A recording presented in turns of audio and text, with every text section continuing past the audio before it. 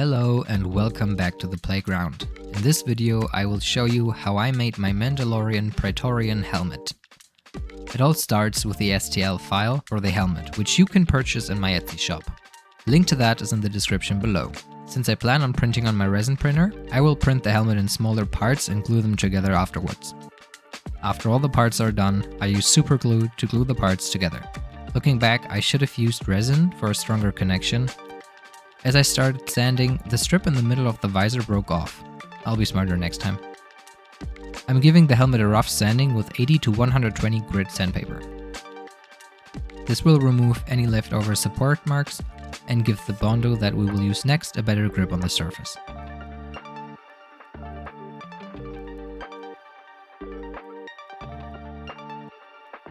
Always wear gloves when working with Bondo. I apply the Bondo to the seams where the parts of the helmet are glued together. The Bondo will fill in all the little gaps and the excess can be sanded away easily. One of the reasons I decided to print this helmet in resin is the faster process of finishing the helmet. Resin prints have a very high resolution compared to FDM printers, but the resin is more fragile and needs to be handled with care. If a resin print drops, it is very likely to shatter. Once the Bondo is dried, I use 120 grit sandpaper to go over the areas I applied Bondo to. When sanding off materials like resin, Bondo or filler primer, always wear a respirator and work in a well-ventilated area. Once all the excess Bondo is gone, I start sanding with higher grit sandpaper. With 180 grit sandpaper I go over the entire helmet. From time to time, I remove all the dust with a big paintbrush to see what areas need more work. In my print, there was a little bit of warping in the back parts, so the back of the helmet has a few more gaps and imperfections that I apply more Bondo to. Then sand it down. I repeat this a few times till I'm happy with it.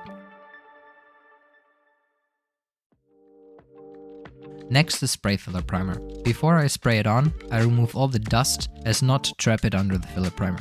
2 to 3 thin coats should be enough. The filler will fill in small surface imperfections but will also show bigger imperfections like layer lines or seams of the glue.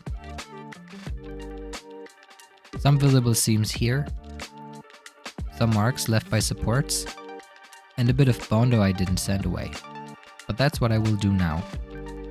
Switching between 120 and 180 grit sandpaper, I sand down the entire helmet and pay some more attention to areas that the primer revealed to need more work.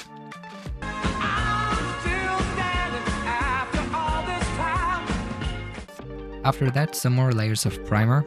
Don't worry about putting it on too thick, it can be sanded away. After 2 more coats, I look for imperfections again. Only a few scratches and seams are visible, but I'm good with that, since the spray paint will add additional layers and hide these little things. So I carefully apply a thin base layer of red. I don't want to spray on too much paint at once, so the paint won't run or puddle up in corners, which would be very hard to remove afterwards. It is important to wait for each layer of paint to be fully dried before spraying on the next to avoid wrinkles. Once everything is evenly colored, I wait a day or 2 and use gloss clear spray to give the helmet the gloss it has in the show. Now all that is left to do is glue in the visor and the helmet is done.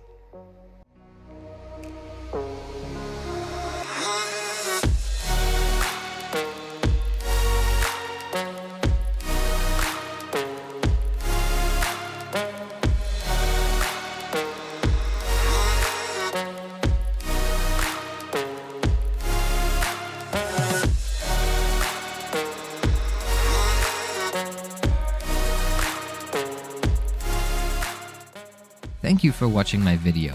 I hope you enjoyed it. Don't forget to check out the links in the description and leave a like. I hope to see you next time. Have a great day.